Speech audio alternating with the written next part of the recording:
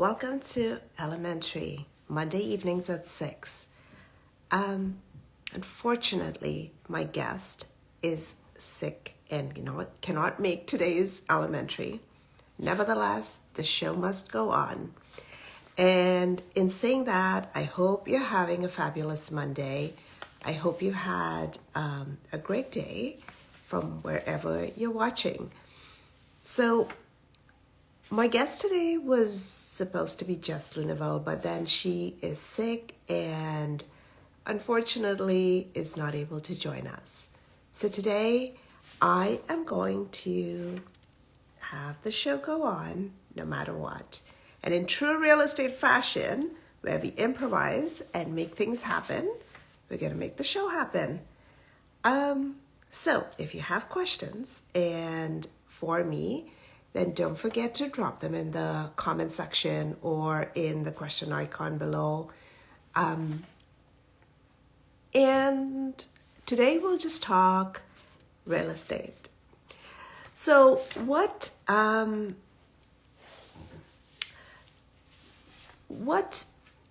is happening in the world of real estate and in the GTA market, and that's the market I'm from, Toronto and the surrounding, which is Greater Toronto area. In the GTA market, there are pockets. There are pockets of very different markets and from one to the other. So if someone's giving you a breakdown of a market, I would ask them to dig a little deeper and give you the breakdown of exactly where you're looking. Because the markets, from one market to the next, it's quite a different market. And some homes are staying a bit longer on the market and some are flying off the market, not as fast as they were, but they're still going places, right? The condo market, on the other hand, is a little stagnant and, there's lots to pick from if a condo is what you're looking for. But since my guest is sick today, we're going to reschedule for next Monday. So tune in next Monday if you're really interested in that topic. But I wanted to talk about, just getting you ready for purchasing a property. What are some things that, you need to be mindful of, right? So for me, I think it's a great market, but it really depends on your story. It's a great time to buy, provided it works out for you, right? Not everyone will be in that position and not everyone will be. It won't be the right time for everyone. My goodness, I'm having difficulty speaking. It won't be the right time for everyone. However, there are deals to be had. And these are the times where you need to be coming into, the market, taking a look at what's available because it's not as rushed. Once the interest rate starts to drop again, guess what's going to happen? Everybody is going to be showing up to buy a house. And that demand hasn't gone away. The demand is still around. So what are some of the things you need to be mindful of? So if you're pre-buying a house, let's say you're a first-time home buyer and you're like trying to figure out, hey, what do I need to do to get myself ready? And typically we would say get your mortgage in order. And that's the most important step, whether you're a first-time home buyer or a seasoned home buyer, finding out what you would qualify, the rate, and how far it goes. Now, it's more like the rule of 4, where each 100K in annual wages gives you about maybe 400, between 4 and 450 of mortgage, but mostly because of the rates, probably more like 400. So, if you're looking to buy something under $1 million, you're going to need a couple of $100,000 worth of mortgage. So you and your spouse, how much do you make together?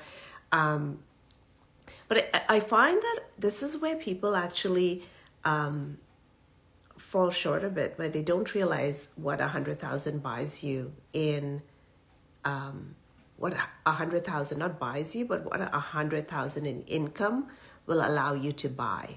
And so that amount of that income is obviously, that amount is dependent on what rate you're going to get, how much you're qualifying at. There's a stress test. And you also have to have your credit. Everything has to line up in order for you to get a rate from the bank, right? Or a lender, should I call it a lender?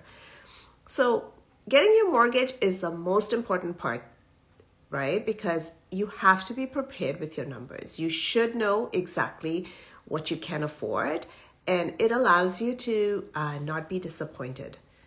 So, if you're looking at properties that are above $1 million, but you qualify for under $1 million, then you'll be disappointed because it's a big difference. Or if you're looking at something, closer to $1 million, but you qualify for 6 or 750, you'll be disappointed, right? So look for something within your price range. And the best way to do that is to get your mortgage in order. Now, if you are a first-time home buyer just getting started, obviously getting your credit, making sure your credit is good, preparing all the documents that you're going to need, working on your deposits and your down payments, making sure you know exactly how much you have in your RSP account if you plan to use that, the whole 9 yards, right? So, and if you're not a first-time home buyer and you're just looking to get started, then you may have to sell a property and you may have to buy. And so that's a little bit of a different market right now. So my advice would be to sell before you buy, so that you know exactly how much you can afford. And the market is taking a little longer. Like homes are taking a little longer to move these days, unlike before. So one of the things I normally have people tell me is they'd like to buy in the Toronto area. And Toronto's great. It's great for if you're, you need to commute, you're working in the city, you want to be close by. And one of the things I tell people is, while the taxes in Toronto are pretty cheap and people kind of get a little shocked because they think taxes are high in Toronto. Well, Toronto taxes are pretty low compared to some other areas. And so then what happens is, but you do have to pay the double land transfer tax, and you have to have that money, and it's quite a fair bit. So whatever you're paying for land transfer tax in Richmond Hill, Vaughan, double that for Toronto. That's the double land transfer tax. But one of the things I tell people is when they're looking to live a little further out of the city, I let them know that, it's always great if they want to live a little bit further out of the city, but they need to be prepared for the commute. And do the commute not on a weekend. Do the commute in rush hour. Do the commute in rush hour, like when you're going to work, when you're coming back. And that's exactly, because if you just do it one time, you're like, oh, I can do this. And I tell my clients all the time, listen, you're going to buy a home with me, just do the commute, because, I don't want a month after you've moved into your house, you're calling me and saying, oh my God, I can't handle this. I can't handle this commute, and I have to do it all the time. Now, you might be one of those lucky ones working from home, and this may not affect you as much. Another piece of advice that I give my clients are check out the neighborhood. If you're not familiar with the area, then you need to check out the neighborhood. Drive by, do a drive by. Check out the neighborhood at different times of the day. In the evening, and you'll just get a feel for if that neighborhood is going to work for you, if that area is going to work for you. But the most important thing is, what I say to people is, you can pick your neighbors, and you want to make sure that wherever you decide to live, your neighbors, I don't hang out with my neighbors, but I do want to make sure my neighbors are great people, and that I can actually, that I'll enjoy just living there, right? They're not looking for trouble, and, they're not making my life difficult, and so on. So those are some of the things that I would ask people to be mindful of. And then comes into perspective of what's nearby. So do they have grocery stores nearby, or do you have to drive to get a bag of milk? And I mean, I'll give you an example. I was checking out this one neighborhood for myself, and it was great. The house was nice. I just couldn't get over the fact that, even if I fell short of an onion or a bag of milk or whatever little, there was no store close enough that I could just pop in and pick up something on the fly, and that I would have to drive, 20 minutes to a grocery store. And so for some people, that's okay. That would work for them. But for me, it's like a little something to pay attention to, right? So do they have grocery stores nearby, a doctor's office, all of those things? And is it close to an airport or to a trail, like a train's track? So some people say, they'll pick the trains over the planes. I say pick your poison and just figure out what their schedule is. I mean, I remember having this townhouse right in a flight path, and I thought it was quite annoying, really, because the flights go by like every few seconds, and if you're in a flight path, they fly a little lower than most other places, right? And I mean, it's pretty loud. And if you're hanging out, it's not loud in your house, but if you're entertaining in the backyard and you have a plane go by every few minutes or every couple of minutes, it's a lot. So, some people say that about trains, some people say that about planes. Either way, pick your poison, right? Hey, like I said, if you have any questions, drop them in the comments below. My guest was sick today, and so I'm kind of improvising as we go along. I wanted to make sure we had a topic of interest for people. So if you have questions, drop them below. If you have, a topic you'd like me to look into a bit further and unpack for you, I'm happy to do that as well on one of our next episodes. So what are some other costs that you have to be mindful of if you were purchasing a home? And, there'd be moving cost and being prepared with moving costs. And, when I say home, not all homes are equal. So when I say home, if you were buying a resale property, the costs are a little different than if you were buying a brand new property. And those are things to be mindful of. Recently I've been finding people, I think this was like a little thing while that everyone was going out and purchasing brand new condo units, and somehow someone had convinced all of these people to pay a higher price and buy a brand new condo unit because it was going to be a great investment. And so, I'm not talking you out of buying a brand new condo unit. All I'm saying to you is they're always more expensive than a resale. They're always more expensive, and you're buying into what may happen 5 years from now. They're projecting the prices and the price increases per year, and you're hoping that 3 to 5 years later, when they have built that condo, you're going to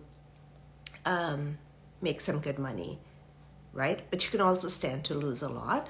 So be prepared, because they're already selling you that condo unit at a higher rate. And I don't care what they tell you. I know they do this big hype and this big show, and everyone gets carried away and gives people their hard-earned money.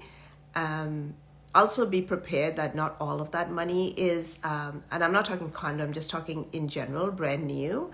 Not all of that money is insured, right? Only portions of it are insured under Tarion. So what else do you need to be prepared? That, like I mentioned, there's closing costs, which include like the legal fees and that aspect to it. There's land transfer taxes that you need to be prepared for. There's mortgage insurance, life insurance, moving costs, home inspections. It's a big ticket item. I know a lot of people like to skip the home inspections. If I would say a home inspection, a good home inspector is great. They point out little things that you can, not deal breakers, but little things that you can actually be mindful about. So home inspections, all of these little things will add up over time. But if you're buying a brand new property, the costs are a little different, as I mentioned. There are developmental fees, which include like the gas hookups and all of that. So you need to read through the contract really well. You need to have a lawyer go through. And if you're buying a brand new property, if you're buying a condo, you have a 7-day cooling off period. The cooling off period starts the minute you sign the document. But if you're purchasing a home, a freehold house, there's no cooling off period. The moment you sign, that's it. So just be prepared. No one's telling you not to buy it. Just be prepared that you understand what you're going through. And it's always great to get legal advice. If you have a lawyer, make sure your lawyer is well versed in new condo sales or new home sales. Because there's lots of reading, and there's lots of clauses, and the builders don't write the clause for your benefit. Let me tell you, they are written in the builder's sole interest, right? So, and more importantly is when you go to these sales centers, you're working with the salespeople that the builder has representing them, not representing you. So that's even more important that you understand. Because a lot of times I see people in a little bit of a stew because they don't understand some of the basic elements. Now, someone's always excited about an assignment clause. And so sometimes builders will say the assignment clauses are capped at so much. Sometimes they'll say free assignment clause, but nothing's free. There's always like admin fees or some legal fee attached to it, or some sort of fee attached to it. Even if it's small, it's attached. And with assignments, even though you get an assignment clause, what people fail to understand is you have to get permission from the builder to list that property. So if you decide you want to list your property, you actually have to get permission from the builder. I actually have a person who had come to me to sell a property, and the builder actually said no to listing. The property is almost ready, but the builder's saying no. And that's because they probably have a lot of inventory that is still available, and they haven't exhausted the inventory yet. So they will tell you no because then if they say yes to you, then they find themselves competing with you. Because why would people buy from them if they can buy from you, right? So that's something for you to be mindful about. Like I said, I like to advise people on all of these things. They are not matters that you need to be worried about. They're not items that you have to say, oh my God, I'm like so afraid. But you have to be knowledgeable about it so that if something were to happen, you have a plan B in place for it. Anyhow, I don't see any questions, and I'm going to sign off. And until next week, I hope my guest is available next week, and I hope very much you'll join me next week for another show. But For those of you who don't know me, my name is Jacqueline Watson. I'm a realtor with Sutton Group in Toronto, and I want to thank you for your time. If you feel like you want to be on the show, DM me. If you feel like you want me to unpack a topic and find a guest for you in connection to that topic, I'm happy to do that as well. So get in touch, and until next time, have a great evening, and thank you once again for your time. Bye.